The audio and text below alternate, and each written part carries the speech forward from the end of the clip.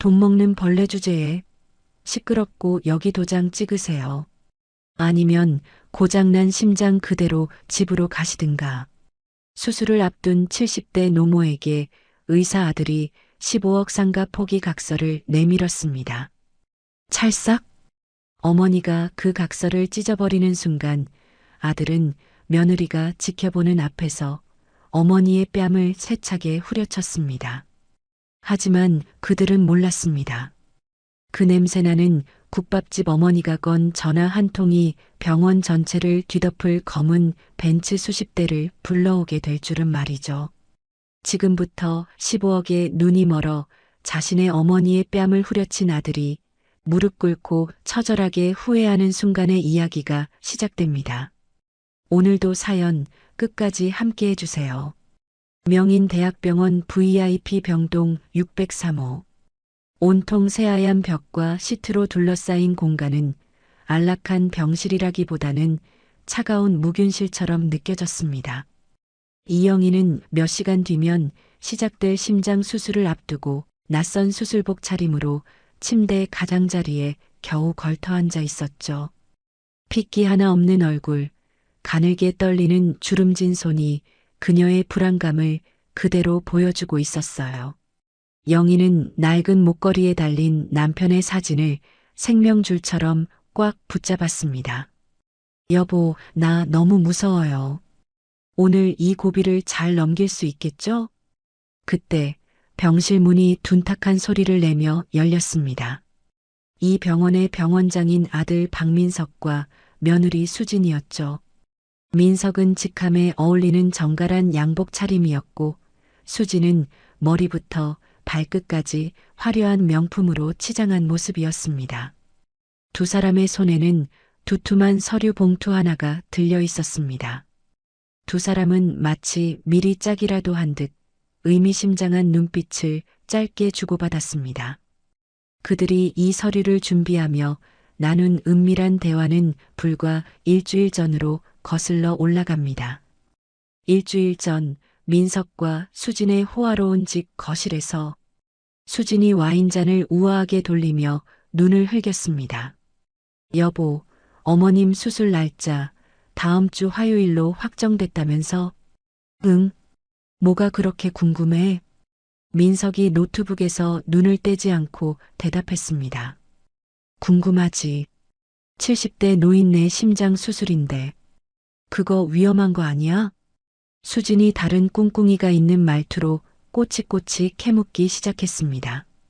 위험하지. 성공 확률 반반이야. 아니, 30%?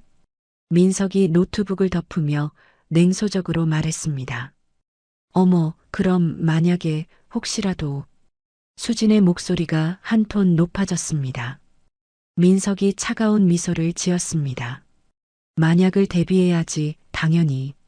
어머니가 움켜쥐고 있는 그 15억짜리 상가 건물 말이야. 15억.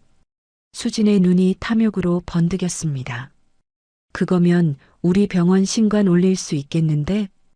어머니 살아계실 때 달라고 하면 절대 안 내놓으실 거야. 그 냄새나는 국밥집, 아버지와의 추억이니 뭐니 하면서 민석이 혀를 찼습니다. 그럼 어떡해? 수술 전에 받아내야지. 생사의 기로에 서 있을 때가 딱이네. 병원 확장 명목으로 달라고 해야지. 하지만 나중에 마음 바뀌시면 어떡해? 수진이 걱정스럽게 물었습니다. 어떻게든 받아낼 거야. 그러니까 변호사한테 서류 잘 준비해달라고 해야 돼. 뒷말 없도록. 민석이 서류를 펼치며 설명했습니다. 그 노인네 고집이 보통이 아닌데. 수진이 걱정스러운 척 묻자 민석의 눈이 뱀처럼 가늘어졌습니다. 그럼 수술 없는 거지. 김 교수가 내 손바닥 안에 있는 거 몰라?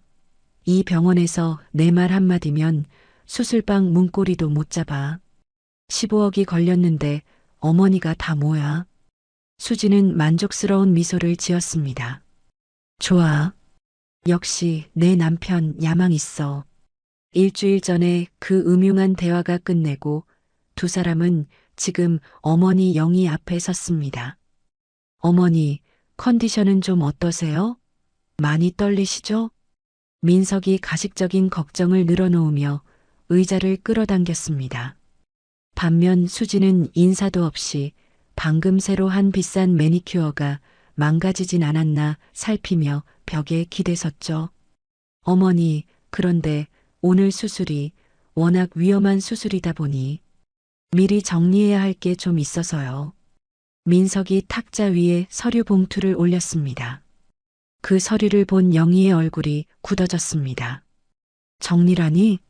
이 수술 전에 꼭 해야 할 말이냐? 병원 확장 계획 말씀드렸잖아요. 어머니, 그 상가 건물, 이번 기회에 저희 병원 발전에.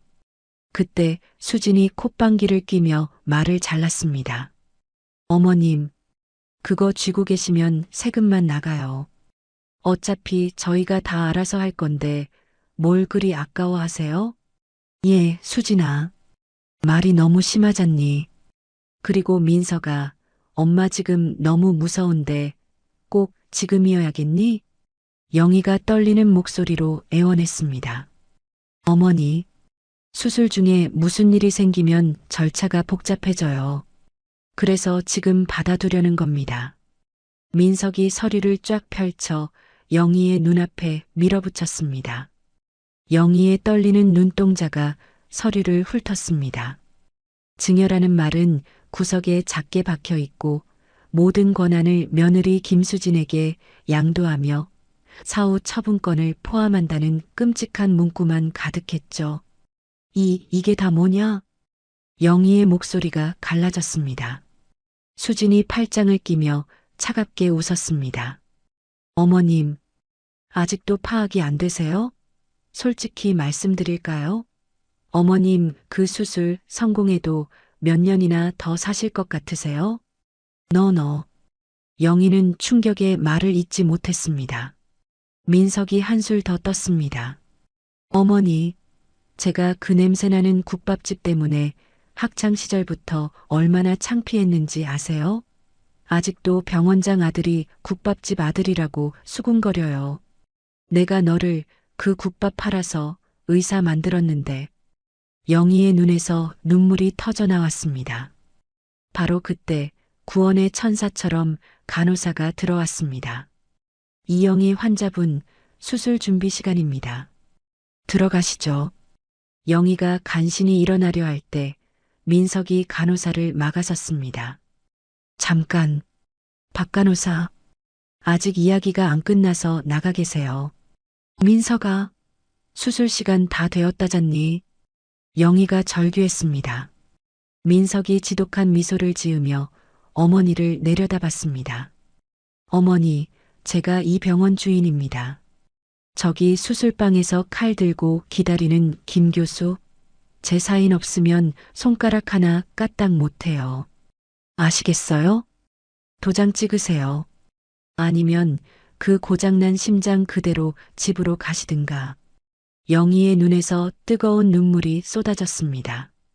생과 사의 갈림길에서 그녀는 자신이 평생을 바쳐 키운 아들의 손에 완벽히 붙잡혀 있었습니다. 아들의 끔찍한 협박에 영희의 떨리는 손이 서류를 향해 천천히 뻗어나갔습니다. 하지만 그 손은 펜을 잡지 않았죠. 분노와 절망으로 타오르는 눈. 영희는 결심한 듯 서류를 두 손으로 움켜쥐었습니다. 이런 더러운 종이 쪼가리. 쫙, 쫙. 날카로운 소리와 함께 아들의 탐욕이 담긴 서류가 하얀 종이 조각이 되어 병실 바닥으로 흩뿌려졌습니다. 어머니, 지금 뭐 하시는 거예요? 민석과 수진의 얼굴이 흉측하게 일그러졌죠. 민석이 소리치며 일어나는 순간 타이밍 좋게 다시 한번 노크 소리가 들렸습니다. 병원장님 죄송하지만 김 교수님께서 기다리시는데 이제 정말 수술 준비 시간이. 간호사가 조심스럽게 문을 열고 들어왔습니다. 하지만 며느리 수진의 반응이 더 빨랐습니다. 그녀가 잽싸게 일어나 간호사의 앞을 우아하게 그러나 단호하게 막아섰죠. 어머, 박 간호사님. 잠시만요. 수진이 정중하지만 서늘한 목소리로 말했습니다. 지금 어머님이랑 수술 전에 꼭, 아주 꼭 정리해야 할 중요한 가족 문제가 생겨서요. 1분만, 딱 1분만 밖에서 기다려 주시겠어요? 간호사는 바닥에 흩어진 종이 조각과 살벌한 분위기에 당황했습니다. 하지만 김 교수님 다음 수술 스케줄 때문에 수술 시간이 정말 1분이면 돼요. 병원장님 가족일이잖아요. 호호. 정말 급해서 그래요. 수진이 상냥하게 웃었지만 그 눈빛에는 병원장 사모에 거절할 수 없는 압력이 담겨 있었습니다. 네, 알겠습니다. 그럼 1분만. 간호사는 어쩔 수 없다는 듯 고개를 숙이고 조용히 문을 닫았습니다. 딸칵. 문이 잠기는 소리가 들리자 수진이 문 쪽을 한 번 더 확인하고는 민석에게 고개를 끄덕였습니다. 어머니, 정말 이렇게까지 하실 거예요? 민석이 분노로 붉어진 얼굴로 영희에게 성큼성큼 다가왔습니다. 정신 차리세요. 그 상가가 아들 앞길보다 중요하다는 거예요. 지금 민석의 목소리가 병실 전체를 울렸습니다. 민석아, 네가 어떻게... 영희가 말을 채 끝내기도 전 믿을 수 없는 일이 벌어졌습니다. 찰싹 공기를 찢는 파열음과 함께 민석의 두꺼운 손바닥이 영희의 뺨을 세차게 후려쳤습니다. 70세 노인의 얇은 뺨 위로 붉은 5손가락 자국이 선명하게 피어올랐습니다. 영희는 충격으로 숨이 멎는 것 같았죠. 40년간 국밥을 팔며 온갖 수모를 겪으면서도 단 한 번도 맞아본 적 없는 뺨이었습니다. 그런데 그 뺨을 제 아들놈이 때렸습니다. 이제 좀 정신이 드세요. 어머니? 민석이 씩씩거리며 소리쳤습니다. 더 기가 막힌 것은 며느리 수진의 반응이었죠. 그녀는 놀라기는커녕 핸드백에서 거울을 꺼내들며 낄낄거렸습니다. 아이고, 속이 다 시원하네. 찰싹 소리 경쾌한 것 좀 봐. 수진이 거울을 보며 립스틱을 덧바르기 시작했습니다. 여보, 진작에 그렇게 했어야지. 말로 해서 들을 분이 아니잖아. 영희는 불타는 뺨을 감싸 쥐고 아들을 바라봤습니다. 아들의 눈에는 더 이상 어머니를 향한 그 어떤 감정도 남아있지 않았어요. 오직 자신의 앞길을 막는 방해물을 치워버리려는 차가운 분노뿐이었습니다. 아, 진짜 답답해서 속 터지겠네. 민석이 바닥에 흩어진 서류 조각을 경멸스럽게 발로 찼습니다. 여보, 당장 김 변호사한테 연락해. 서류 다시 준비하라고. 알았어, 자기. 바로 할게. 수진이 휴대폰을 꺼내들며 대답했습니다. 수술 끝나고 회복실로 바로 가져오라고 해. 그때 다시 도장 찍게 할 거야. 민석이 냉정하게 다음 계획을 내뱉었습니다. 민석이 정장 매무새를 가다듬고 영희를 차갑게 내려다봤습니다. 어머니, 그럼 수술 잘 받으세요. 깨어나시면 모든 게 아주 깔끔하게 정리되어 있을 겁니다. 민석과 수진이 미련 없이 병실을 나갔습니다. 쾅! 문이 닫히고 603호 병실에는 지독한 침묵만이 남았습니다. 영희의 뺨은 여전히 불덩이처럼 화끈거렸습니다. 바닥에 흩어진 찢어진 서류 조각들은 마치 아들 손에 찢겨버린 자신의 심장 같았죠. 내가 뭘 그렇게 잘못했단 말이야. 주체할 수 없는 눈물이 쏟아졌습니다. 그때 영희의 머릿속에 무언가가 번개처럼 스쳤습니다. 5년 전 영희의 오라버니가 몰래 쥐어준 휴대폰이었죠. 영희가 덜덜 떨리는 손으로 가방에 손을 넣었습니다. 가방 깊숙한 곳, 천을 덧대어 숨겨둔 주머니에서 검은색 폴더폰이 나왔습니다. 5년간 한 번도 켜지 않았던 낡은 폰. 단축번호 1번에는 오라버니라는 단 하나의 이름만 저장되어 있었습니다.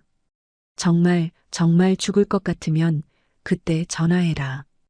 오라비의 마지막 목소리가 귓가에 맴돌았습니다. 평생 누구에게도 의지하지 않겠다 다짐했는데, 하지만 아들에게 뺨까지 맞고 목숨을 담보로 협박당하는 이 순간 영희는 더 이상 버틸 힘이 없었습니다. 영희가 떨리는 손가락으로 단축번호 1번을 길게 눌렀습니다. 뚜루루루, 뚜루루루. 신호음이 몇 번 울리고 잠시 후 굵직하고 위험 있는 남성의 목소리가 들려왔습니다. 여보세요? 오, 오라버니. 영희의 목소리가 갈라져 나왔습니다. 동생? 내 동생 맞니? 전화 너머에서 오랜만에 듣는 동생의 목소리에 놀란 기색이 역력했습니다. 네, 저예요, 오라버니. 이게 도대체 몇 년 만이냐? 무슨 일 있는 거지? 오라비의 목소리에 걱정이 가득 묻어났습니다. 영희는 목이 메어 말을 잇지 못했습니다. 뺨에 남은 아들의 손자국이 다시금 타오르는 것 같았죠. 오라버니, 나 좀 살려줘요. 영희가 간신히 울음을 터뜨리며 말을 꺼냈습니다. 내 아들이, 내가 목숨 바쳐 키운 내 아들 민석이가. 수화기 너머로 잠시 무서운 침묵이 흘렀습니다. 그리고 곧 천둥이 치는 듯한 분노가 폭발했습니다. 너 지금 어디에 있어? 세상에서 유일하게 자신을 지켜줄 단 한 사람. 오라버니의 그 목소리에 영희는 안도감과 서름이 뒤섞인 눈물을 쏟아냈습니다. 어머니 영희의 절박한 전화가 40년 만에 혜성그룹을 향한 신호탄이 된 줄도 모르고 아들 박민석은 병원장실에 있었습니다. 그는 최고급 가죽 의자에 몸을 깊숙이 파묻은 채 방금 자신이 저지른 패륜적인 손찌검은 까맣게 잊은 듯했죠. 만족스러운 미소로 집으로 돌아간 아내 수진과 통화하며 승리를 만끽하고 있었습니다. 여보, 김 변호사한테는 연락했어? 응, 오늘 안에 서류 다시 준비해서 병원으로 가져다 준대. 그 늙은이가 서류야 찢어버렸지만 그게 무슨 상관이야? 어차피 수술 끝나고 마취 덜 깼을 때, 비몽사몽일 때 도장 받아내면 그만이지. 도장은 그 낡아 빠진 가방 안에 있을 거야. 맨날 거기 들고 다니거든. 수화기 너머로 수진의 교태 섞인 목소리가 들려왔습니다. 그럼 오늘 안에 그 15억이 우리 손에 딱 들어오는 거야? 당연하지. 15억. 이제 이 답답한 병원 확장하고 우리도 당장 강남 한복판 펜트하우스로 이사 가자고. 민석이 의자를 빙그르르 돌리며 창밖을 바라봤습니다. 수술이야 뭐 김 교수가 알아서 잘할 테고. 나는 그냥 마지막에 도장만 받아내면 돼. 그렇게 1시간쯤 흘렀을까요? 병원 밖에서 단순한 소음이 아닌 무언가 거대한 움직임이 느껴지는 웅성거림이 들려왔습니다. 처음엔 무시하려 했지만 그 소리는 점점 더 커졌죠. 뭐야? 앰뷸런스가 단체로 시위라도 하나? 왜 저렇게 시끄러워? 민석이 인상을 찌푸리며 창가로 다가갔습니다. 그리고 창밖을 내려다본 순간 민석의 얼굴이 새하얗게 질려버렸습니다. 이게 다 뭐야? 쿵. 통화 중이던 휴대폰이 그의 손에서 미끄러져 바닥에 떨어졌습니다. 병원 정문 광장부터 본관 입구까지 번쩍거리는 검은색 최고급 벤츠 세단들이 끝도 없이 줄지어 서 있었습니다. 좋기 20대는 넘어 보였어요. 미쳤어. 민석이 창문에 얼굴을 박다시피 하고 아래를 내려다봤습니다. 그 수많은 차에서 똑같이 검은 양복을 입은 건장한 남성들이 수십 명이 쏟아져 나오고 있었습니다. 그들은 마치 잘 훈련된 사람들처럼 일사불란하게 움직이며 병원 로비로 향했죠. 로비에 있던 환자들과 보호자들이 갑작스러운 상황에 비명을 지르며 당황했지만 검은 양복의 사내들이 나타나자 본능적으로 길을 비켜주었습니다. 죄송합니다. 잠시만 길 좀 열어주십시오. 정중하지만 위압적인 목소리에 사람들은 홍해가 갈라지듯 양쪽으로 물러섰습니다. 민석이 숨을 죽이고 지켜보는 가운데 가장 앞줄에 선 벤치에서 한 명의 노신사가 천천히 내렸습니다. 백발을 단정하게 넘긴 70대 후반의 남성. 웬만한 집 한 채 값은 되어 보이는 최고급 수제 양복을 입고 손에는 묵직한 지팡이를 들고 있었죠. 그가 차에서 내리자 주변의 모든 검은 양복들이 90도로 고개를 숙였습니다. 저 사람은 민석의 입이 떡 벌어졌습니다. 국내 재계 서열 5위 해성그룹의 총수 이태준 회장이었습니다. 경제뉴스에서나 보던 그 얼굴이었죠. 왜 해성그룹 회장이 우리 병원에? 민석이 덜덜 떨며 중얼거리다가 문득 그의 머릿속을 스치는 끔찍한 착각이 있었습니다. 설마 우리 병원이랑 의료사업 제휴를 해성 자본이 들어온다고? 아니면 수술이라도 받으시려는 건가? 그것도 땡큐지. 마케팅에 도움이 되니까. 순식간에 공포는 탐욕으로 변했습니다. 그래, 이게 웬 떡이야. 15억이 아니라 1,500억짜리 기회일 수도 있어.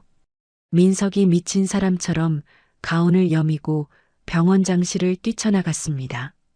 이런 기회 절대 놓칠 수 없지. 엘리베이터를 기다릴 시간도 없었죠. 민석은 계단을 미친 듯이 뛰어내려가며 1층 로비에 도착했습니다. 그는 숨을 헐떡이며 젖먹던 힘까지 짜내 가장 위엄있고 온화한 미소를 지어 보였습니다. 회장님, 안녕하세요. 민석이 이태준 회장 앞으로 달려가 90도로 허리를 깊숙이 숙였습니다. 명인병원 병원장 박민석입니다. 어쩐 일로 여기까지, 혹시 어디가 불편하십니까? 민석의 아첨이 채 끝나기도 전이었습니다. 이태준은 민석을 쳐다보지도 않았습니다. 오히려 들고 있던 지팡이로 민석의 어깨를 퍽 소리가 나게 거칠게 밀쳐냈습니다. 아! 민석이 비명을 지르며 나동그라질 뻔했죠. 내 동생 영인이 어디 있어? 이태준의 목소리가 천둥처럼 로비 전체를 울렸습니다. 병원의 모든 환자와 직원들의 시선이 순식간에 집중됐습니다. 민석은 밀쳐진 어깨를 붙잡고 완전히 얼어붙었습니다. 네, 동생분이 이 병원에 계십니까? 잠시만요. 박 부장, 환자 명단 중에 이영인 환자분 찾아봐. 병원 데스크에 있던 박 부장이 빠르게 환자 명단을 찾았지만 이영인이라는 환자 명단은 없었습니다. 병원장님, 죄송하지만 그런 이름의 환자분은 저희 병원에 안 계십니다. 박 부장이 어안이 벙벙해 중얼거렸습니다. 영인이, 내 하나뿐인 동생 이영인 말이다. 이태준이 분노로 지팡이를 바닥에 내리치며 고함을 질렀습니다. 그때 이태준의 곁에 그림자처럼 서 있던 40대 후반의 비서실장이 앞으로 나섰습니다. 그는 민석을 벌레 보듯 싸늘하게 쳐다보며 정확하게 말했습니다. 지금 회장님은 이영희 여사님을 찾고 계신 겁니다. 이영인에서 개명하신 걸로 알고 있습니다. 이영희요? 그건 제 어머니 성함인데. 민석의 머릿속이 하얗게 변했습니다. 비서실장이 차가운 목소리로 확인 사살을 했습니다. 맞습니다. 해성그룹 이태준 회장님의 유일한 친동생이신 이영희 여사님 말입니다. 쿵. 민석은 마치 벼락을 정통으로 맞은 것처럼 그 자리에 얼어붙었습니다. 어머니가 해성그룹 회장 동생이라고? 이태준이 피눈물이라도 흘릴 듯 붉어진 눈으로 민석의 멱살이라도 잡을 듯 다가왔습니다. 40년 만에 내 동생한테서 전화가 왔어. 당장 올라가지. 로비의 모든 사람들이 이 충격적인 광경을 숨죽여 지켜봤습니다. 민석은 다리에 힘이 풀려 그 자리에서 그대로 주저앉을 것만 같았습니다. 충격적인 폭로가 로비의 채 가라앉기도 전에 이태준 회장은 이미 엘리베이터를 향해 움직이고 있었습니다. 그는 방금 주저앉을 뻔한 병원장 박민석 따위는 안중에도 없다는 듯 묵직한 지팡이를 짚으며 603호를 향해 성큼성큼 걸어갔습니다. 그 뒤를 수십 명의 검은 양복 수행원들이 따랐죠. 잠깐, 같이. 민석은 다리가 후들거렸지만 이 믿을 수 없는 상황을 확인하기 위해 비틀거리며 그 뒤를 쫓았습니다. 병원 복도의 간호사들과 의사들은 거대한 검은 행렬이 지나가자 홍해처럼 양쪽으로 갈라지며 길을 터주었습니다. 쾅!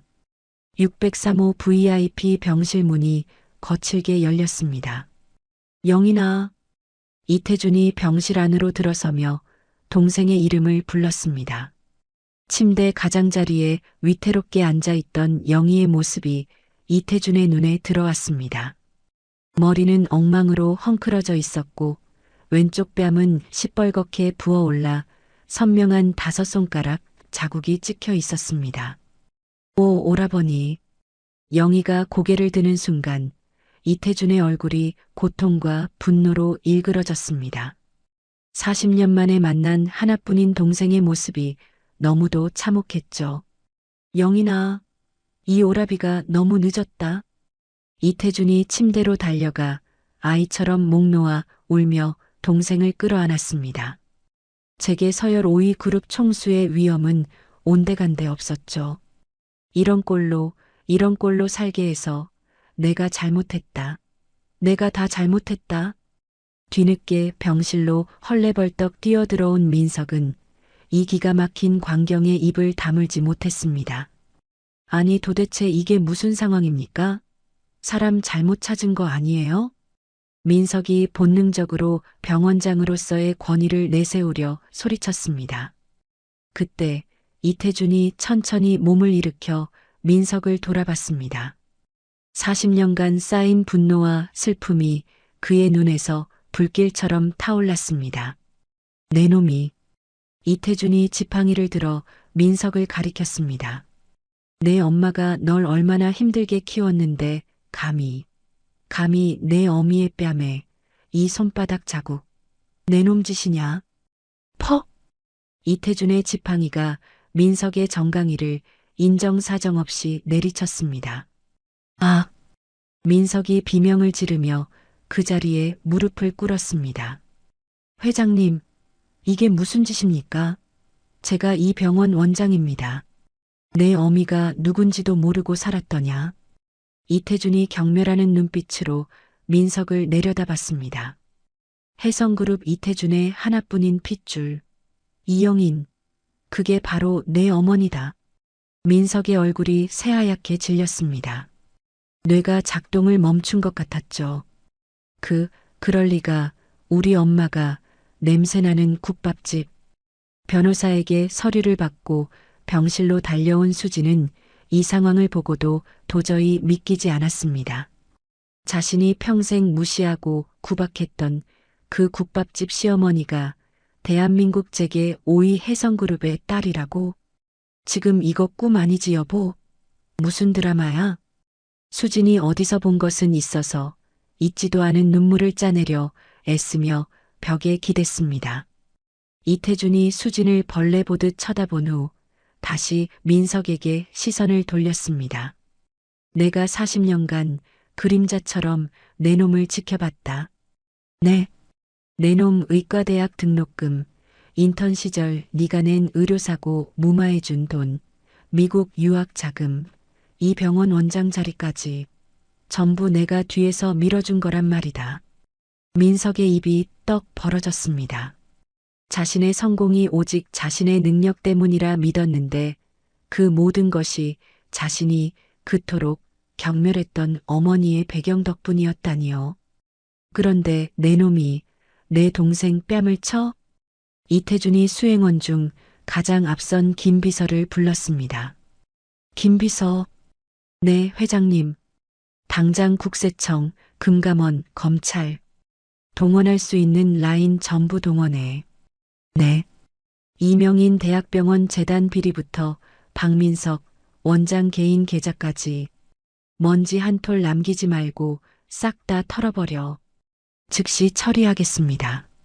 김 비서가 곧바로 휴대폰을 꺼내 차갑게 지시를 내리기 시작했습니다. 왜 외삼촌? 제가 정말 몰랐습니다. 어머니가 혜성그룹 분이신 줄 꿈에도 제발, 제발 한 번만 용서해 주십시오. 민석이 바닥에 엎드려 이태준의 바짓가랑이를 붙잡고 빌었습니다. 몰랐다고? 알았으면 극진이 모셨다는 이야기인가? 이태준이 기가 차다는 듯 비웃었습니다. 이 짐승만도 못한 놈. 그때 침대에 앉아있던 영희가 천천히 일어섰습니다. 그녀의 목소리는 더 이상 떨리지 않았죠. 오늘 수술 취소해요. 영희가 민석을 차갑게 내려다보며 말했습니다. 나는 혜성의료원으로 가겠습니다. 거기서 수술 받을 거예요. 어머니, 안 됩니다. 어머니, 제가 잘못했어요. 여기서 수술 받으세요. 민석이 울부짖으며 매달렸지만 영희는 눈길 한 번 주지 않았습니다. 김 비서, 이태준이 다시 지시했습니다. 지금 당장 혜성의료원에 연락해서 우리나라 최고 심장 전문의로 수술팀 대기시켜. 그리고 이 병원에 들어가는 우리 그룹 의료기기, 약품, 연구비 지원, 오늘부로 전부 중단시켜. 김 비서가 연달아 전화를 걸며 지시를 이행했습니다. 이태준이 동생 영희에게 다가가 어깨를 부축했습니다. 어느새 영희의 표정은 40년 전 혜성그룹의 고명딸다운 기품과 위엄을 되찾고 있었죠. 40년 동안 이런 고생만 시켜서 미안하다, 영희나. 이태준이 동생을 부축하며 말했습니다. 이제 집에 가자. 다시는 이런 놈들한테 당하고 살지 마. 영희가 마지막으로 바닥에 주저앉아 오열하는 민석을 돌아봤습니다. 하지만 그 눈빛의 모성에는 단 한 방울도 남아있지 않았습니다. 네가 내 뺨을 때린 그 순간 너는 더 이상 내 아들이 아니다. 영희는 그 차가운 말을 끝으로 이태준의 부축을 받으며 당당하게 병실 밖으로 나갔습니다. 어머니, 잘못했어요. 어머니. 민석은 바닥에 무릎 꿇은 채 텅 빈 병실에서 아연실색한 표정으로 울부짖을 뿐이었습니다. 대체 어쩌다가 대한민국 제5위 혜성그룹의 고명딸이 국밥집 주인으로 40년을 살다 제 아들에게 뺨을 맞는 신세가 되었을까요? 그 모든 비극의 시작은 수십 년 전으로 거슬러 올라갑니다. 웅장한 한옥과 서양식 건물이 위압적으로 어우러진 혜성그룹 본가. 화려한 샹들리에가 빛나는 거실에서 불호령이 떨어지고 있었습니다. 아버지, 저는 그 사람과 절대 결혼할 수 없어요. 20대 후반인 이영인, 혜성그룹의 외동딸이었습니다. 그녀는 아버지의 명령을 거부하며 단호하게 외쳤죠. 감히 네가 내 말을 거역한다는 거야. 혜성그룹의 창업주인 이 회장이 불같이 화를 내며 탁자를 쳤습니다. 대성그룹 아들과의 결혼이 우리 혜성이 반도체 시장으로 나아가는데 얼마나 중요한지 몰라. 저는 아버지의 사업 도구가 아니에요. 사랑하지 않는 사람과는 절대 결혼 안 해요. 그때 당시 30살이던 오라버니 이태준이 나섰습니다. 아버지, 영인이 말도 좀 들어보시죠. 억지로 한다고 될 일이. 시끄럽다. 내 놈도 동생 편을 드는 것이냐. 대체 어떤 놈이냐. 어떤 놈이 내 딸을 홀렸어. 영인이 떨리는 목소리로 그러나 단호하게 말했습니다. 명인 의대에 다니는 사람이에요. 박정호 씨라고 가난하지만 누구보다 훌륭한 분이에요. 의대생? 하? 가난뱅이 의대생 놈한테 내 딸을 줘? 이 회장이 기가 차다는 듯 비웃었습니다. 당장 그놈이랑 헤어지지 않으면 너는 내 딸도 아니다. 그로부터 일주일 뒤 깊은 밤이었습니다. 영희는 작은 가방 하나만 들고 그 화려한 저택을 몰래 빠져나왔습니다.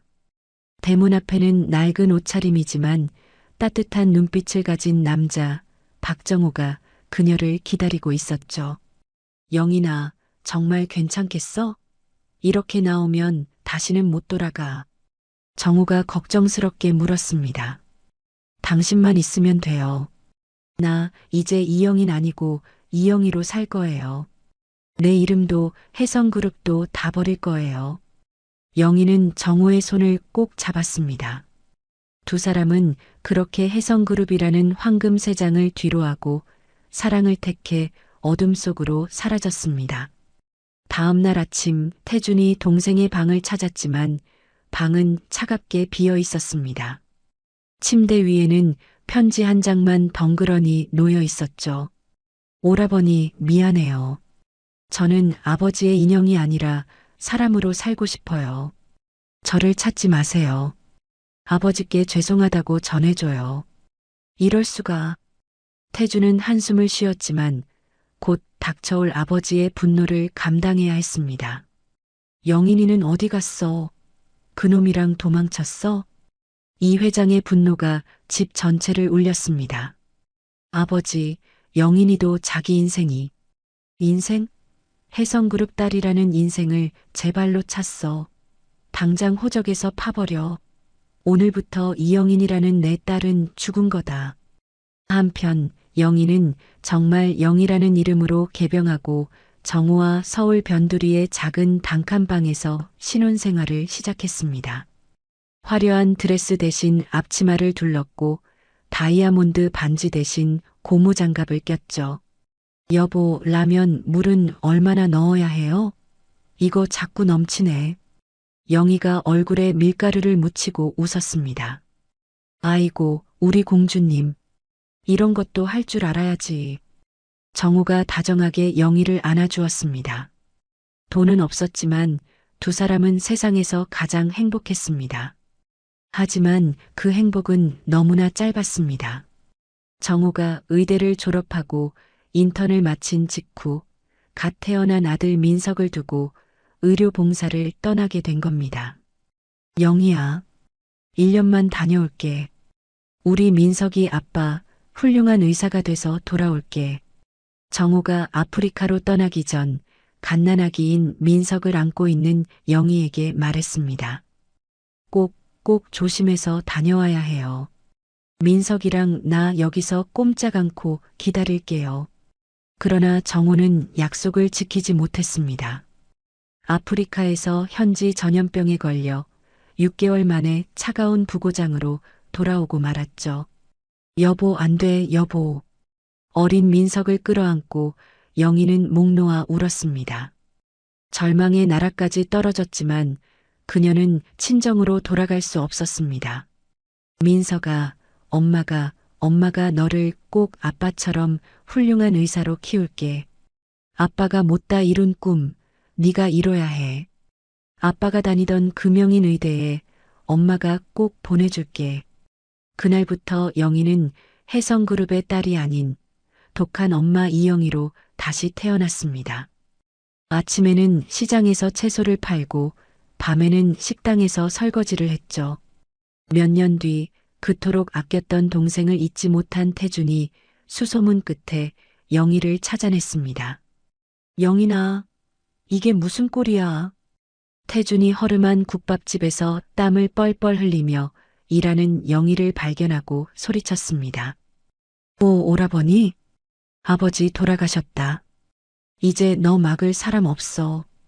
당장 집으로 돌아와. 네가 왜 이런 곳에서? 오라버니, 나는 이제 이영희예요. 영희가 땀을 닦으며 단호하게 말했습니다. 내 힘으로 민석이 키울 거예요. 의사 만들 거예요. 그러니 제발 그냥 모른 척 해줘요. 이건 내가 선택한 삶이니까 내가 책임질게요. 영희가 눈물을 참으며 부탁했습니다. 태주는 동생의 그 독한 결심에 결국 발길을 돌릴 수밖에 없었습니다. 그날 밤 뼈국물 냄새가 잔뜩 뺀 몸으로 집에 돌아온 영희를 보며 어린 민석이 코를 막았습니다. 엄마, 또 그 냄새나. 친구들이 나보고 국밥집 아들이라고 놀린단 말이야. 영희의 가슴이 철렁 내려앉았습니다. 다른 엄마들은 다 예쁜 옷 입고 차도 타고 오는데 왜 엄마만 맨날 이상한 냄새 나고 옷도 지저분해? 나 엄마 창피해. 영희는 가슴이 찢어지는 것 같았습니다. 아들을 위해 모든 것을 버렸는데 그 아들이 자신을 부끄러워하기 시작한 겁니다. 민석아, 조금만 참아. 엄마가 돈 많이 벌어서 우리 민석이 꼭 명인 의대 보내줄게. 그때까지만 조금만 참아. 영희는 아들의 그릇된 원망을 꾸짖는 대신 눈물을 삼키며 아들을 끌어안았습니다. 비극은 바로 그 순간 이미 시작되고 있었죠. 영희가 선택한 그 끔찍한 희생의 삶은 아들 민석이 자라면서 더욱 깊은 수렁으로 빠져들었습니다. 시간은 흘러 18년 후 2003년. 영희는 여전히 시장 한 구석 눅눅하고 퀴퀴한 냄새가 가득한 국밥집 주방을 벗어나지 못했습니다. 새벽 4시에 나와 펄펄 끓는 솥을 젓고 밤 10시가 되어야 퉁퉁 부은 다리를 이끌고 단칸방으로 돌아가는 삶이었죠. 영희야, 오늘도 고생 많았어. 국밥집 사장이 짬뽕 그릇을 내밀었습니다. 네, 사장님. 영희는 밥을 넘기지도 못하고 어렵게 입을 뗐습니다. 저기 사장님, 혹시 이번 달 월급을 미리 좀 가불이라도 안 될까요? 가불? 너답지 않게. 무슨 일인데? 우리 민석이가 드디어 그놈이 해냈어요. 명인의대에 합격했어요. 기쁨도 잠시, 영희의 얼굴이 다시 어두워졌습니다. 그런데 등록금이 2천만 원이나 부족해서요. 제발. 명인의대? 아이고, 그 비싼 데는 뭐가 좋다고. 영희야, 미안하다. 요즘 장사가 안 돼서 나도 죽을 맛이야. 가불은 어림도 없어. 영희의 얼굴이 잿빛으로 변했습니다. 마감일은 당장 내일 모레였죠. 그날 밤 단칸방에서 합격증을 받아든 민석이 불같이 화를 냈습니다. 뭐라고요? 등록금이 모자라요? 엄마, 지금 장난해요. 민석아, 엄마가 미안하다. 조금만, 일주일만 시간을 주면. 일주일이 어디 있어요? 등록 기간이 내일까지라고요. 다른 친구들은 벌써 다 냈단 말이에요. 민석이 소리를 질렀습니다. 엄마는 그 냄새나는 국밥집에서 18년 동안 일하고 대체 뭐 했어요? 고작 2천만 원도 못 구해서 내 앞길을 막아요? 민석이 가방을 내던지고 방으로 들어가 버렸습니다. 쾅! 영희는 그 자리에 주저앉아 눈물만 흘렸습니다. 내 신장이라도 팔아야 하나. 바로 그 시각 서울 강남의 해성그룹 본사 펜트하우스 회장실이었습니다. 이태준이 밤늦게 걸려온 비서의 전화를 받았습니다. 회장님, 방금 보고가 올라왔습니다. 조카 되시는 박민석 군이 명인의대에 합격했습니다만 이영애 여사님이 등록금을 마련하지 못하고 계십니다. 태준의 미간이 좁혀졌습니다. 그는 지금까지 동생을 찾아가진 않았지만 그림자처럼 사람을 붙여 모든 것을 지켜보고 있었습니다. 얼마나 모자라지? 2천만 원입니다. 마감은 내일입니다. 하? 태준이 기가 차다는 듯 웃었습니다. 김 비서, 특별 우수 인재 장학금 준비해. 명부는 명인의대 수석 입학생으로 하고 그 2천만 원, 아니 전액을 장학금으로 지급해. 내일 아침 바로 입금되도록. 알겠습니다, 회장님. 그리고 절대 해성그룹이나 내 이름이 드러나서는 안 된다. 내 동생이 알게 해서는 안 돼. 다음 날 아침 절망에 빠져 있던 영희에게 민석이 흥분해서 뛰어왔습니다. 엄마, 대박. 나 장학금 받았어요. 어디서 특별 장학생으로 뽑혔대요. 전액 지원이래요. 뭐라고? 장학금? 내가 수석이라서 뽑혔나 봐. 역시 난 천재라니까. 엄마, 이제 그 국밥집 당장 그만둬요. 의대생 엄마가 국밥이라니 창피해 죽겠어. 영희는 아들의 그 오만한 말을 들으면서도 그저 눈물만 흘렸습니다. 하느님, 부처님, 감사합니다. 영희는 그것이 아들의 실력이 아닌 보이지 않는 오빠의 도움이라는 것을 꿈에도 몰랐죠. 그 그림자 후원은 그 후로도 계속되었습니다. 몇 년 후 민석이 유학을 가고 싶다고 했을 때도 마찬가지였습니다. 엄마, 나 미국 하버드 연수 가고 싶은데 엄마 그 상가 건물 팔면 안 돼?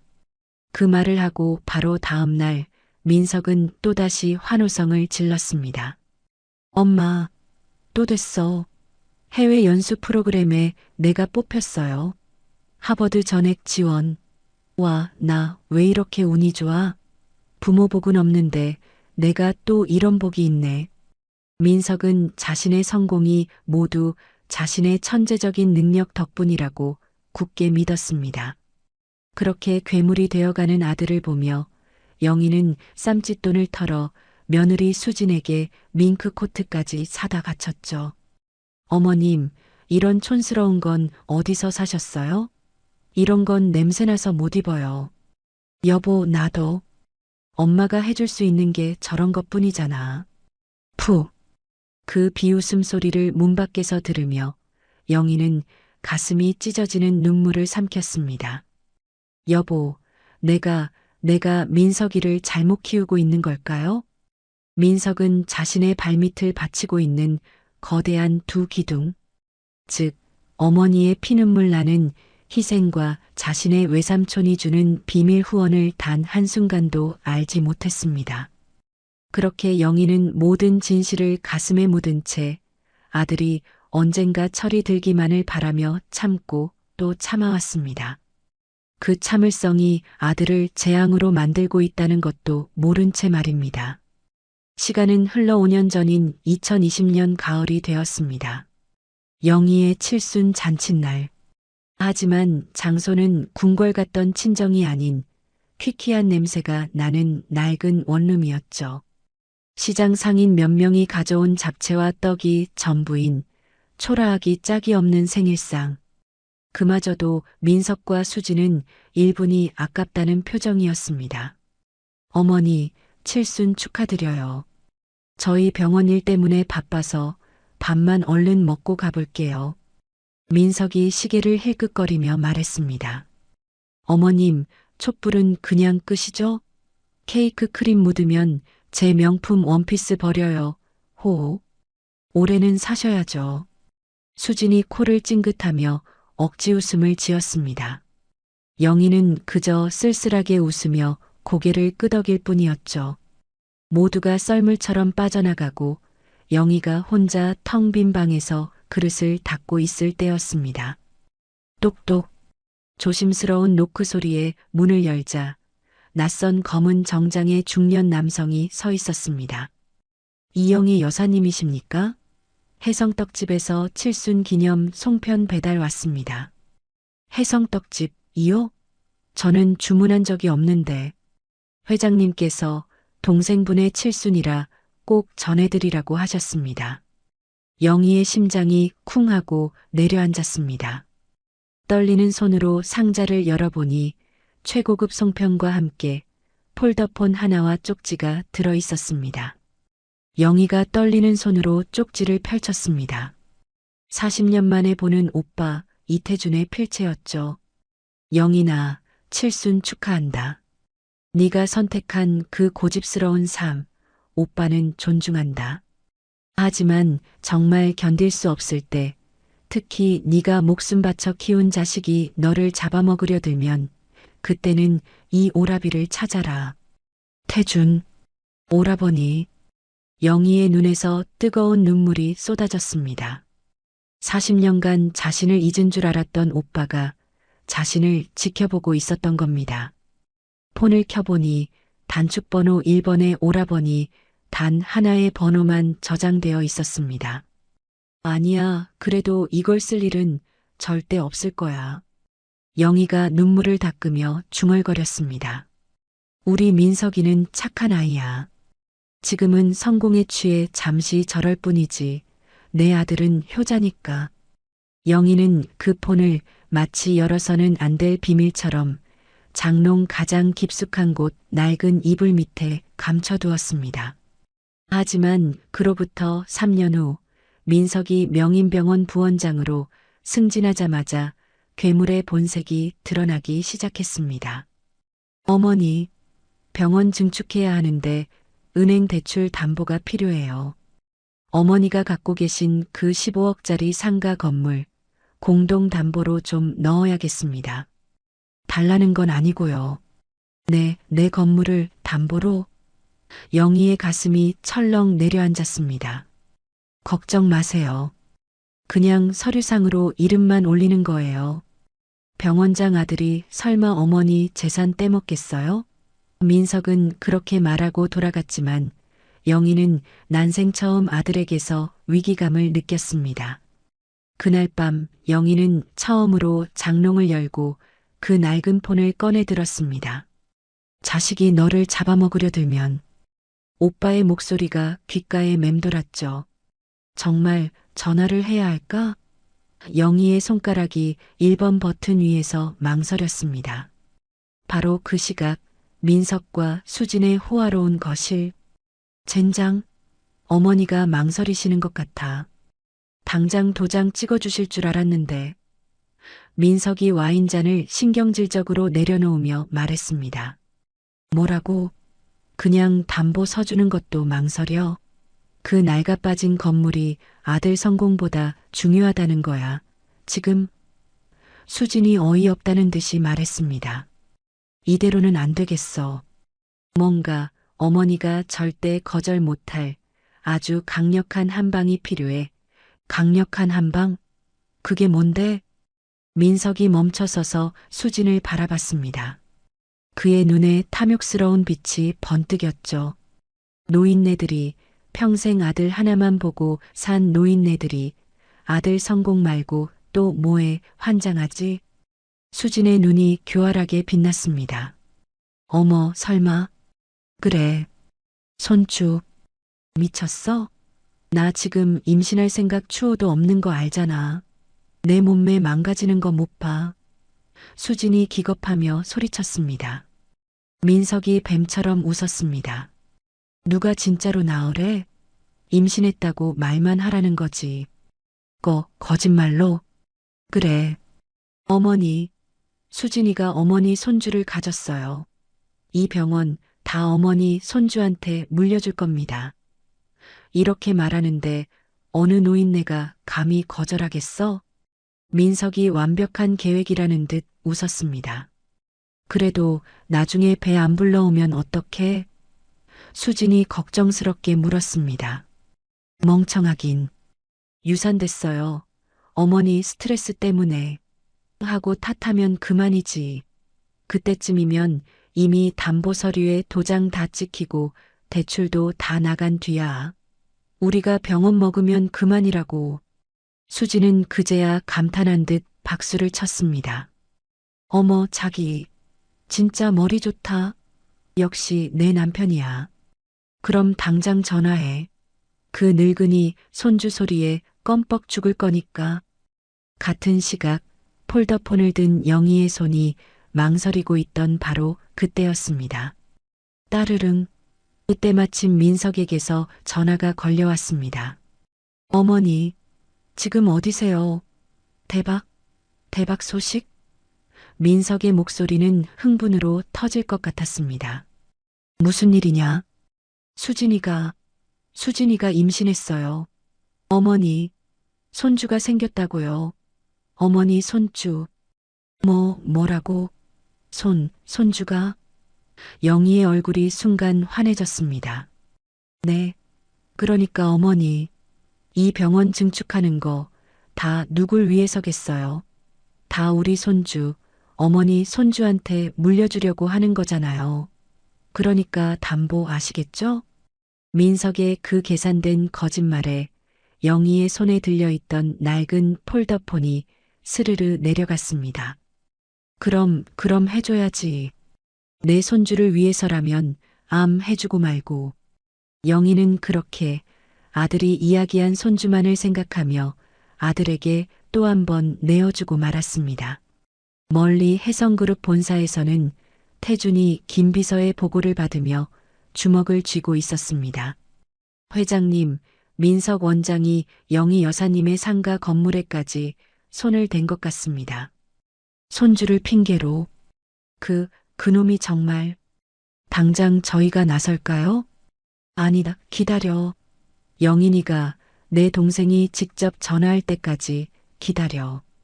태주는 40년을 참아온 동생의 마지막 자존심을 지켜주고 싶었습니다.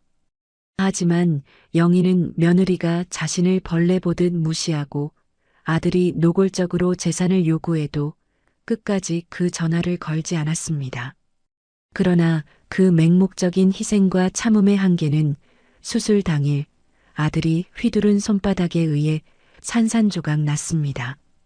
찰싹 뺨이 터질 듯한 고통과 함께 영희는 모든 것을 깨달았습니다.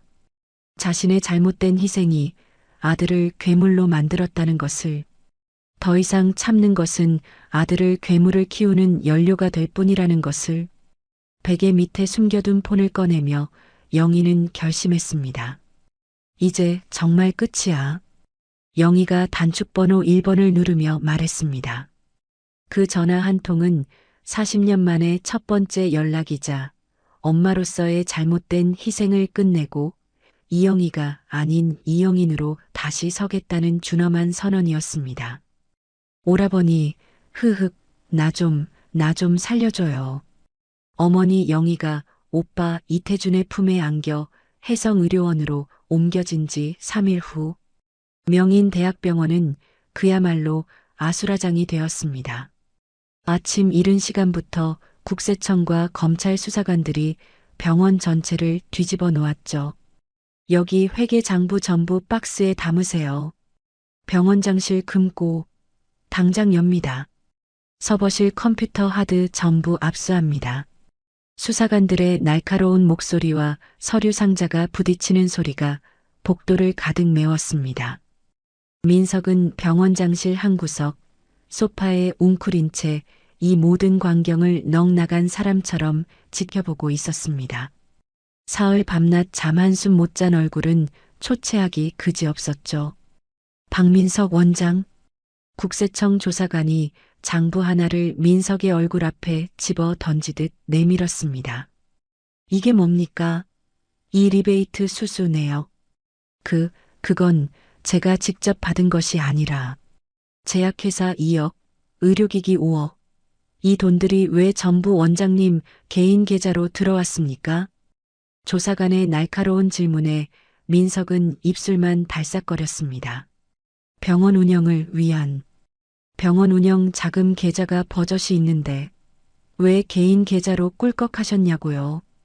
바로 그때 컴퓨터를 뒤지던 다른 수사관이 소리쳤습니다. 찾았습니다.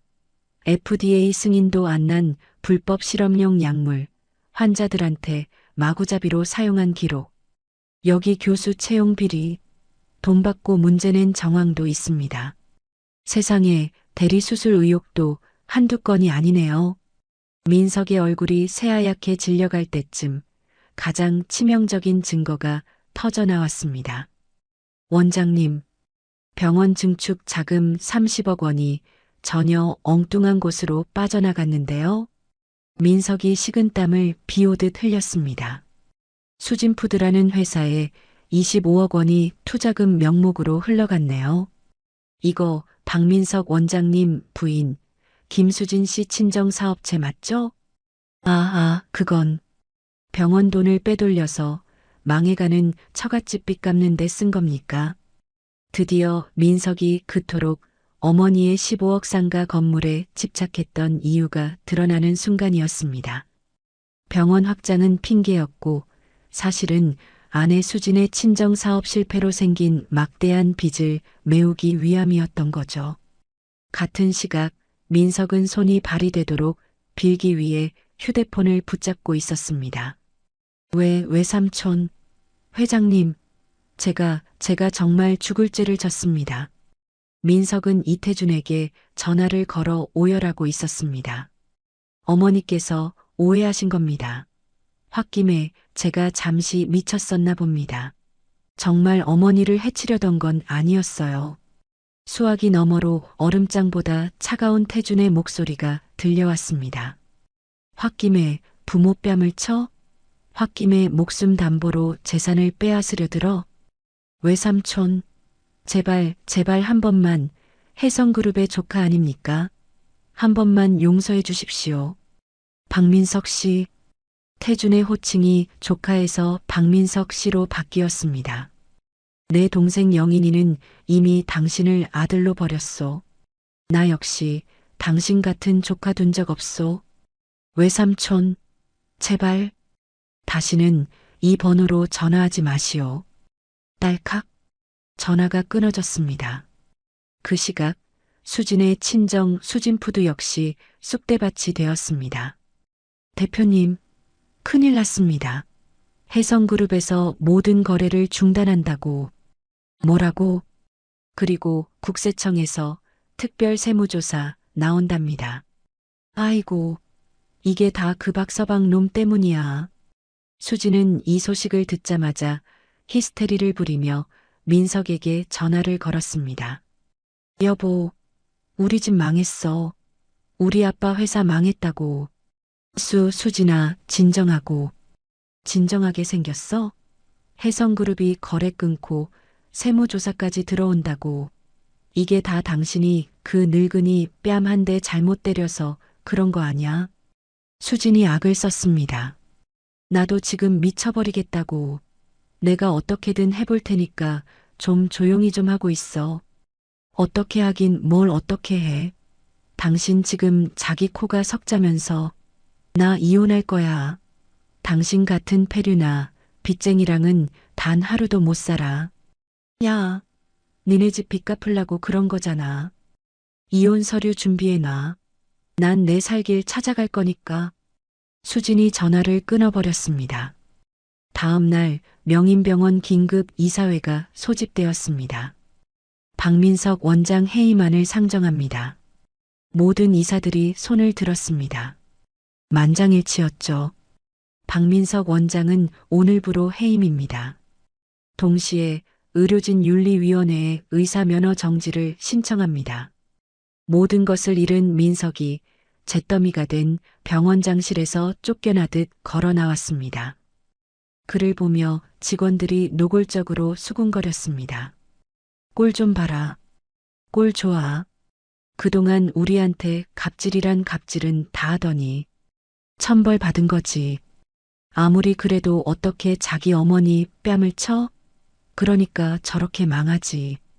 인과응보가 있긴 있나 봐요. 민석은 그들의 시선을 피해 도망치듯 병원을 빠져나왔습니다. 갈 곳이 없어진 민석이 마지막 지푸라기라도 잡는 심정으로 향한 곳은 어머니가 입원한 혜성의료원이었습니다. 최고급 호텔처럼 화려한 로비에 들어서자 며칠 밤샌 자신의 초라한 모습이 더욱 비참하게 느껴졌죠. 저 이영애 환자 면회하러 왔습니다. 성함이 어떻게 되십니까? 박민석입니다. 아들입니다. 간호사가 컴퓨터를 확인하더니 경멸하는 듯한 표정으로 민석을 올려다봤습니다. 죄송하지만 박민석님은 면회 금지 명단에 올라와 계시네요. 네. 뭐라고요? 면회 금지요? 네. 환자분께서 박민석이라는 이름은 아들로 둔 적도 없으니 잡상인 취급해서 당장 내쫓으라고 직접 지시하셨습니다. 그때 건장한 보안 요원 2명이 민석의 양팔을 거칠게 붙잡았습니다. 나가주시죠. 이거나 내가 이 환자 아들이라고. 어머니. 민석이 발버둥 치며 소리쳤지만 보안 요원들은 그를 잡상인 끌어내듯 로비 밖으로 강제로 끌어냈습니다. 쿠당탕. 그때 마침 차가운 가을비가 쏟아지기 시작했습니다.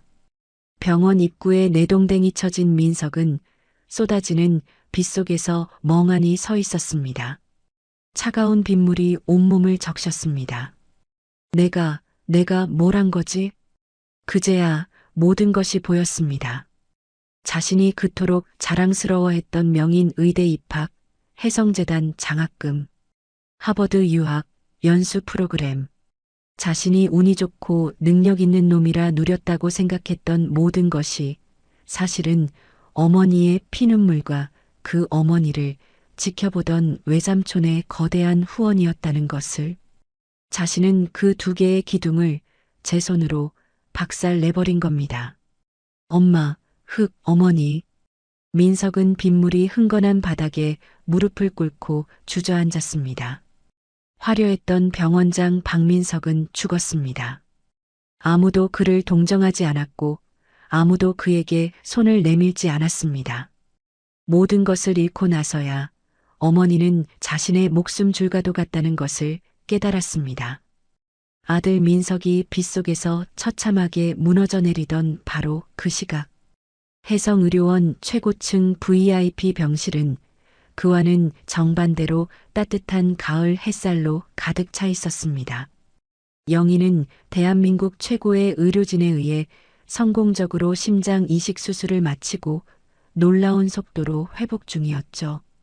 오빠 태준이 매일같이 보내오는 최고급 꽃다발이 병실을 향기롭게 채우고 있었습니다. 수술 전 뺨을 맞고 절망에 빠졌던 70대 노인의 창백함은 온데간데 없었습니다. 영희의 얼굴에는 건강한 혈색이 돌아왔고 그 눈빛에는 40년간 잊고 살았던 해성그룹 이영인의 기품과 평온함이 되살아나고 있었어요. 여사님, 주치의 선생님께서 내일 퇴원 가능하다고 하십니다. 해성가 본가에 준비 다 해놓으라고 연락드릴까요? 전담 간병인이 정중하게 물었습니다. 고맙습니다. 그렇게 하세요. 영희가 부드럽지만 단호한 미소로 대답했습니다. 그때 영희가 잠시 생각에 잠기더니 간병인을 불렀습니다. 그리고 박민석이라는 사람에게 연락 좀 해주세요. 네, 아드님 말씀이십니까? 간병인이 조심스럽게 물었습니다. 아니요. 그냥 박민석 씨요. 마지막으로 딱 한 번만 내가 만나고 싶다고 전해주세요. 이틀 후 병실 문이 조심스럽게 열렸습니다. 한때 명인 대학병원의 위풍당당한 병원장이었던 남자는 없었습니다. 문을 열고 들어온 것은 며칠은 굶은 듯 비틀거리는 초라한 행색의 중년 남자였죠. 비싼 명품 정장 대신 낡고 구겨진 옷차림, 관리받던 피부 대신 덥수룩하게 자란 수염, 절망과 공포로 퀭해진 눈, 모든 것을 잃은 패배자의 모습이었습니다. 어머니. 민석이 떨리는 목소리로 저승사자를 만난 사람처럼 그녀를 불렀습니다. 영희는 침대에 반쯤 기대앉아 그저 덤덤하게 그를 바라보고 있었습니다. 그 표정에는 분노도, 원망도, 심지어 슬픔도 보이지 않았죠. 털썩? 민석은 그 차분한 시선을 견디지 못하고 침대 곁으로 기어오다시피 해 그대로 무릎을 꿇었습니다. 어머니, 제가 잘못했습니다. 민석이 바닥에 이마를 찌우며 눈물을 쏟아냈습니다. 저는 정말 어머니께 용서받을 자격도 없는 짐승입니다. 하지만 제발 한 번만. 민석이 영희의 손이라도 잡아보려고 침대 시트를 향해 손을 뻗었습니다. 영희는 그 더러운 손을 벌레라도 피하듯 조용히 거두었습니다. 민석아. 영희가 40년 만에 처음으로 낯선 사람을 부르듯 아들의 이름을 불렀습니다. 나는 너를 의사로 만들려고 내 인생 전부를 바쳤다. 그 목소리에는 어떠한 감정의 동요도 없었습니다. 40년 동안 새벽 4시에 일어나서 밤 10시까지 뜨거운 뼈국물 앞에서 내 청춘을 다 태웠어. 손이 부르트고 허리가 끊어져도 내 아버지만큼 훌륭한 의사 하나 만들겠다는 그 생각 하나로 버텼다. 민석은 고개조차 들지 못하고 바닥만 긁으며 울었습니다. 그런데 너는 결국 내 아버지 같은 의사가 되지 못했구나. 영희가 조용히 말을 이었습니다. 아니, 너는 인간조차 되지 못했어. 어머니, 제발 어머니. 네가 그날 내 뺨을 때린 건 내 얼굴이 아니야. 영희의 차가운 목소리가 민석의 심장을 찔렀습니다. 네가 정말로 죽인 건 내 아들이라 믿었던 박민석이라는 놈의 마지막 양심이다. 영희가 침대 옆 서랍을 열어 작은 비닐 봉투 하나를 꺼내 민석의 앞에 던졌습니다. 이거 도로 가져가라. 민석이 떨리는 손으로 봉투를 열었습니다. 그 안에는 색이 바래고 귀퉁이가 다 달아빠진 작은 카드 한 장이 들어 있었습니다. 삐뚤빼뚤한 크레파스 글씨. 엄마 사랑해요. 세상에서 제일 예쁜 우리 엄마. 민석이가. 아. 민석은 그 카드를 보는 순간 짐승처럼 울부짖었습니다. 자신이 초등학교 1학년 어버이날에 만들어드렸던 카드였습니다. 내가 40년간 사랑하고 내 목숨을 바쳤던 아들은 바로 이 카드를 쓴 아이였다. 영희가 싸늘하게 카드를 가리켰습니다. 그런데 지금 내 앞에 무릎 꿇고 있는 너는 대체 누구냐? 나는 너 같은 놈 모른다. 어머니, 아니에요. 제가 그 민석이에요. 어머니, 저는 여전히 어머니를 사랑해요. 제가 잠시 미쳤었어요. 제발. 민석이 절규하며 매달렸습니다. 아니, 영희가 단호하게 고개를 저었습니다. 그 아이는 이미 죽었어. 네가 내 어미뺨에 손을 대던 그 순간 내 손으로 직접 죽인 거야. 영희가 침대 옆에 휠체어로 몸을 옮겨 앉았습니다. 민석아, 이제 다시는 나를 찾아오지 마라. 어머니, 안 돼요. 어머니, 네가 탐내던 그 15억 상가 건물 이미 사회에 환원했다. 너에게 줄 재산 따위 단 10원도 없어. 지원도 없을 거다. 영희가 차갑게 선언했습니다. 내 힘으로 밥벌이에서 살아가. 어머니, 그러지 마세요. 저는 어머니 없이는 못 살아요. 외삼촌도 다 저를 버렸단 말이에요. 민석이 휠체어 바퀴를 붙잡고 울부짖었습니다. 나는 영희가 자신을 붙잡은 민석의 손을 거칠게 떼어냈습니다. 나는 네가 없어도 아주 잘 살 거다. 40년 만에 아주 편하게. 영희가 마지막 말을 내뱉었습니다. 쾅! 병실 문이 닫혔습니다. 문 너머로 민석의 처절한 울부짖음이 복도까지 새어나왔습니다. 어머니, 잘못했어요. 어머니. 하지만 영희의 표정은 이상할 정도로 평온했습니다. 슬픔이 아니라 마치 40년간 자신을 짓눌러왔던 무거운 족쇄를 풀어낸 듯한 깊은 해방감이 느껴졌죠. 여사님, 괜찮으십니까? 복도를 지나던 간호사가 걱정스럽게 물었습니다. 영희가 창밖을 바라보며 40년 만에 가장 환한 미소를 지었습니다. 네, 괜찮습니다. 이제 정말 괜찮아요. 병실 안에서는 여전히 짐승 같은 울음소리가 들려왔지만 영희는 단 한 번도 뒤돌아보지 않고 새로운 삶을 향해 천천히 휠체어를 밀고 나아갔습니다. 아들 민석을 냉정하게 버리고 40년의 굴레를 끊어낸 지 1년 후 2025년의 봄이었습니다. 해성의료재단 이사장실은 그 어느 때보다 활기찬 기운으로 가득 차 있었죠. 이영이라는 40년 묵은 이름을 버리고 본명 이영인을 되찾은 그녀는 완전히 다른 사람이 되어 있었습니다. 과거 40년간 그녀를 짓눌렀던 뼈국물 냄새와 고생의 흔적은 온데간데 없었습니다. 화려한 명품 대신 단정하고 기품 있는 네이비 정장을 입은 그녀에게서는 해성그룹 가문의 우아함과 자신감이 흘러나왔어요. 현재 무료 진료소 운영 현황은 어떻습니까? 영인이 부드럽지만 회의를 압도하는 확고한 목소리로 물었습니다. 네, 이사장님. 지난달에만 500여 명의 환자분들이 무료 진료를 받으셨습니다. 대부분 경제적 어려움으로 병원 문턱도 못 넘던 분들이셨어요. 직원의 보고에 영인이 고개를 끄덕였습니다. 아주 좋습니다. 내달부터는 예산을 증액해서 진료소를 두 곳 더 늘려서 운영하도록 하세요. 영인이 망설임 없이 지시했습니다. 그리고 제가 직접 현장에 나가서 환자들을 만나보겠습니다. 네, 이사장님께서 직접요? 직원들이 놀라자 영인이 40년 만에 되찾은 따뜻하고 여유로운 미소를 지었습니다. 네, 저도 과거에 그런 처지였거든요. 돈이 없어서 아픈 것보다 아파도 병원에 갈 수 없다는 절망감. 그분들의 마음 제가 누구보다 잘 알고 있습니다. 오후가 되어 영희는 오빠 태준과 함께 부모님의 산소를 찾았습니다. 봄꽃이 만개한 묘지 앞에서 두 남매가 나란히 절을 올렸죠.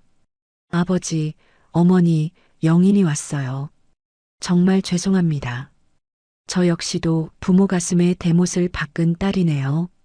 영인이 묘비를 닦으며 눈물을 흘렸습니다. 아버지, 저 이제야 제 인생을 찾았어요.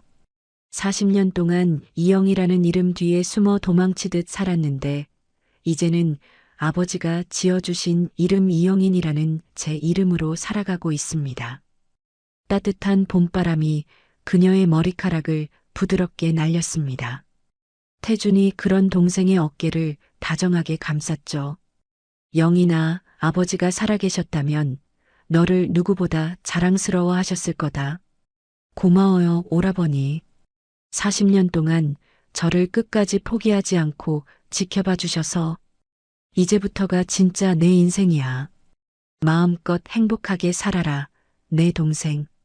두 남매가 40년 만에 되찾은 평화를 만끽하던 바로 그 시각. 경기도의 한 작은 요양병원. 한때 명인 대학병원의 병원장이었던 박민석은 이곳에서 간호조무사 보조로 일하고 있었습니다. 어이, 박씨. 사무실 할머니 기저귀 갈아드려야지. 뭐해요? 간호사의 날카로운 지시에 민석이 황급히 고개를 숙였습니다. 네, 알겠습니다. 금방 가겠습니다. 그의 목소리에는 과거의 오만함 대신 굴종적인 비굴함만 남아 있었습니다. 점심시간. 좁아터진 휴게실 구석에서 혼자 컵라면을 불고 있던 민석의 눈에 낡은 TV 화면이 들어왔습니다. 오늘 해성의료재단 이영인 이사장은 무료진료소 확대 운영 계획을 발표했습니다. 민석의 손에 들린 젓가락이 부들부들 떨리기 시작했습니다. 화면 속에는 수백 명의 기자들 앞에서 스포트라이트를 받으며 환하게 웃고 있는 어머니, 아니, 이영인 이사장이 있었습니다. 저희 재단의 목표는 경제적 어려움 때문에 단 한 분이라도 치료를 포기하는 일이 없는 세상을 만드는 것입니다. 민석이 컵라면을 넘기지 못하고 헛구역질을 했습니다. 저도 과거의 어려운 시절을 보냈기에 그분들의 마음을. 존경받는 의료재단 리더 이영인 이사장. TV 화면 하단에 뜬 자막이 민석의 눈을 사정없이 찔렀습니다.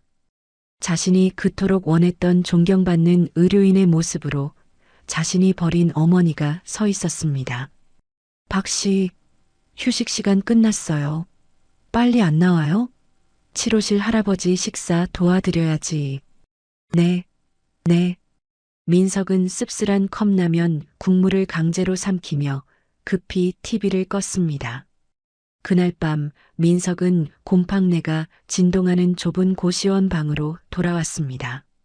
휴대폰으로 인터넷 기사를 보던 그의 눈에 익숙한 이름이 보였죠.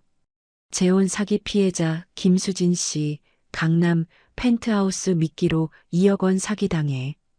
민석의 전처 수진이었습니다. 다른 부자 남자와 재혼하려다 되려 사기를 당했다는 내용이었습니다. 인과응보. 민석이 쓴웃음을 지었지만 그 웃음은 곧 잦아들었습니다. 모든 것을 잃고 이 곰팡내 나는 방에 혼자 남겨진 것은 자신도 마찬가지였으니까요. 같은 시각 영희는 운전기사가 모는 벤츠 뒷좌석에서 하루의 피로를 풀고 있었습니다. 이사장님, 내일 일정 확인해 드릴까요? 비서의 물음에 영인이 창밖을 바라봤습니다. 내일이 무료진료소 현장 방문이죠? 네, 맞습니다. 10시입니다. 환자분들 한 분 한 분 정성껏 돌봐드리도록 하세요. 그분들이 바로 과거의 저니까요. 영인이 따뜻하게 말했습니다. 차창 밖으로는 벚꽃이 눈송이처럼 흐드러지게 피어 있었습니다. 바람에 날린 꽃잎들이 차창을 스쳐 지나갔죠. 참 아름답네요. 영인이 벚꽃을 보며 혼잣말을 했습니다. 내 인생의 봄날은 칠순이 넘어서야 겨우 찾아왔구나. 그녀의 마음에는 더 이상 자신을 배신한 아들의 소식을 궁금해하는 미련 따위는 단 한 조각도 남아있지 않았습니다. 대신 그녀의 곁에는 그녀를 진심으로 존경하고 따르는 수많은 환자들과 직원들이 가득했습니다. 71세에 시작된 이영인의 진짜 인생은 이제 막 찬란하게 꽃피우기 시작했습니다. 오늘 이야기 어떠셨나요? 혹시 끝까지 함께 해주신 분이 계시다면 잘 들었다고 댓글 하나만 남겨주세요. 여러분에게도 따뜻하고 빛나는 날들이 찾아올 거예요. 구독과 좋아요는 다음 이야기를 이어가는 큰 힘이 됩니다. 지금까지 오늘도 사연이었습니다. 더 깊고 따뜻한 이야기로 다시 찾아뵐게요. 편안한 하루 보내세요. 감사합니다.